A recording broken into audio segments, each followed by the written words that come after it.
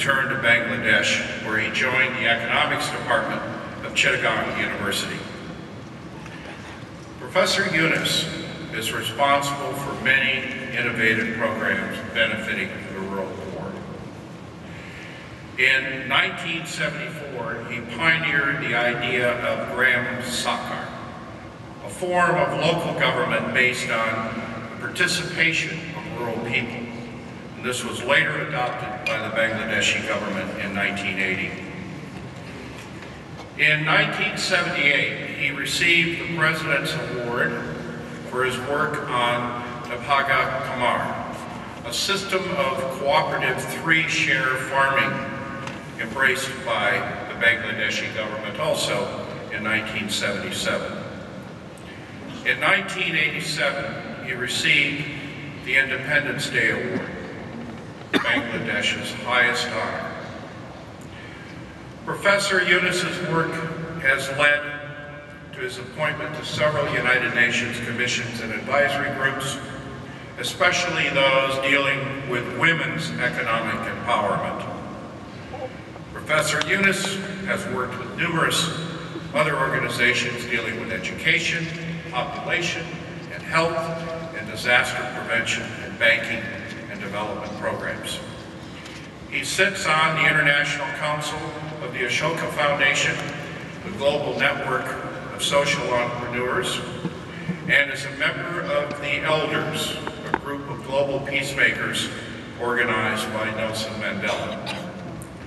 An accomplished writer, Professor Yunus is the author of Banker to the Poor, Microlending and Battle Against World Poverty, and Creating a World Without Poverty, Social Business and the Future of Capitalism.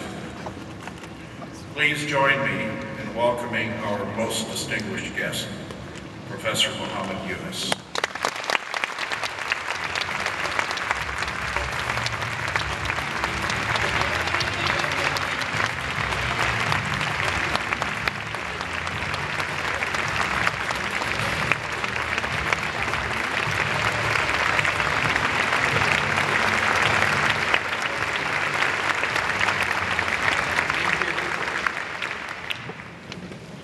Thank you very much.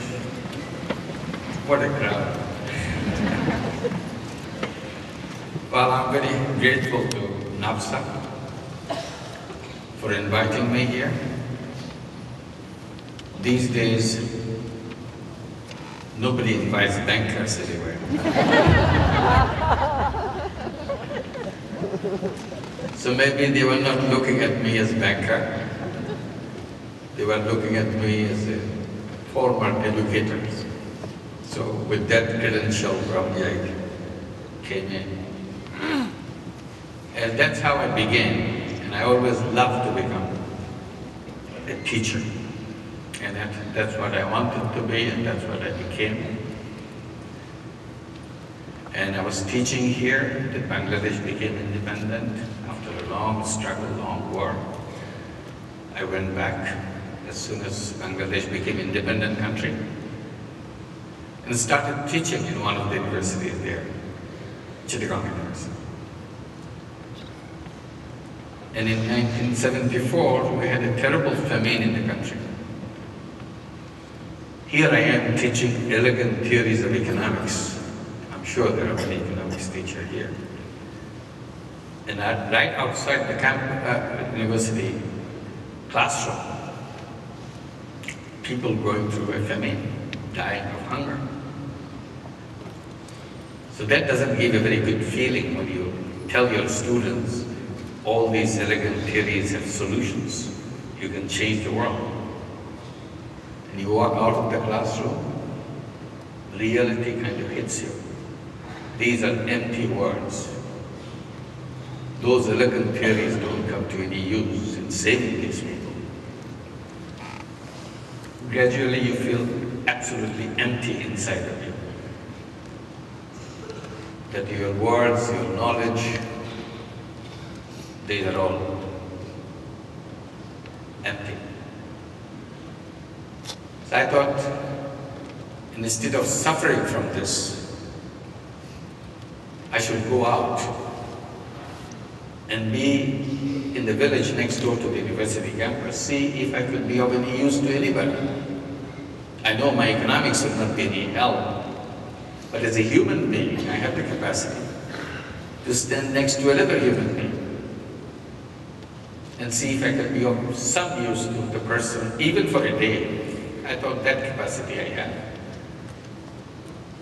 So the dream of a young person to change the world, change the country, all disappeared. I thought those things are so big, I'll never do that. At least I could do something for one person. And that's what I wanted to do. And I was doing a lot of things, and I'm feeling a little bit happy because I'm meeting people who are in desperate needs. And I learned a lot about people in the village, and the village itself, which I never learned from my textbooks. Then gradually I noticed the loan sharking in the village. And that's what hit me. The money involved was so small. I made a list of all the people who were borrowing from the loan sharks. When my list was complete, there were 42 names on the list. And the total money they borrowed was $27. I couldn't believe that people have to suffer so much for so little. And it came to my mind that the problem is very intricate, but the solution is so simple. All I have to do is to give this $27 from my pocket to all these 42 people and tell them to return the money to the loan sharks. They cannot touch you anymore. And that's what I did. That's what created something which I never heard, never thought will happen. People were so happy. Something could happen so quickly in their life. Then came the next question in my mind. If you can make so many people so happy, why shouldn't you do more of it? So I wanted to do more of it. And I thought of a lot of different things what I can do. And one idea I thought was a great idea. I went to the bank to propose to them, why don't you give the loan to these people? Instead of loan sharks giving it, you give it. Bank said, no, it's not possible. Poor people are not credit worthy. So a long debate began, which went on for months with the banking system in Bangladesh and myself.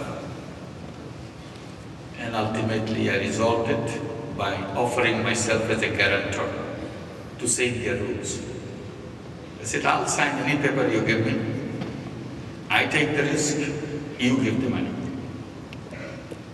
So that was the beginning of taking money from the bank and giving it to people.